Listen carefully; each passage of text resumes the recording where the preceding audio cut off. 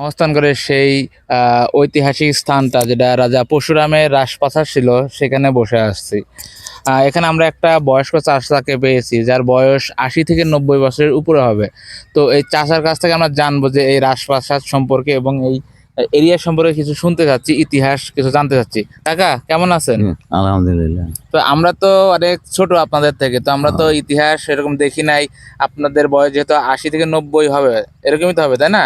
তো এই রাজপ্রাসাদ সম্পর্কে একটু যদি আমাদের কিছু জানাতেন বা আমরা একটু জানতে পারতাম আর কি, এবং আরো মানুষজন যারা ভিডিওগুলো দেখবে তারা ওই ইতিহাসটা, সঠিক ইতিহাসটা জানতে পারবে। এটা গরু থেকে কবর দিলে অনেকগুলো 1 ঘন্টা 1.5 ঘন্টা টাইম আচ্ছা, লাগবে আপনি শর্টকাটে আস্তে আস্তে মানে সব সংক্ষেপে কিছু জানেন। জি। এটা পরশুরামের রাজার বাড়ি, আচ্ছা বুঝলেন না? এটা এটা শাহ সুলতান মনে করে যে বল্লভ শহর হলো বাড়ি।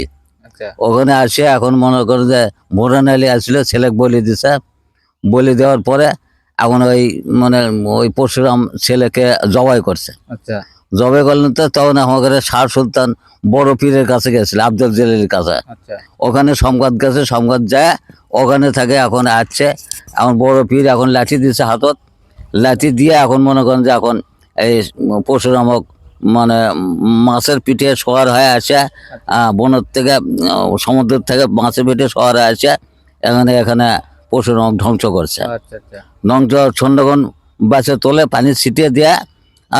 তা আবার ফির আবার ওই যে গরু মাংস করছিল, গরু জবাই ইয়ার সেই গরু অরুণ জঙ্গলে বলে ফেলে দিছে। ওখান থেকে গোস্ত নিয়ে এসে মনে করে আন্দাজ ফেলে দিছে কুয়ার ভিতরে। হ্যাঁ, কুয়ার ভিতরে ফেলে দিছে, মানে পানি ছিটে দিয়ে পানিটা নষ্ট হয়ে গেল।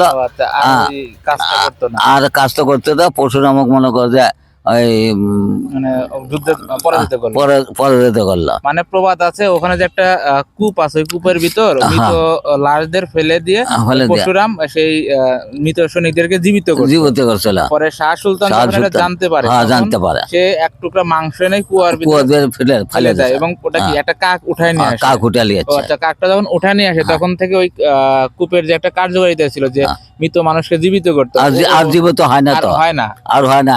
এখন মনে করছে আরো ভাই বোনের 2 জন, ছেলে দিবি আর হলো পরশুরাম ধ্বংস করলো, ছেলে দিবি থাকে। এখন মনে করছে করতে লদি ঝাপ মারলো।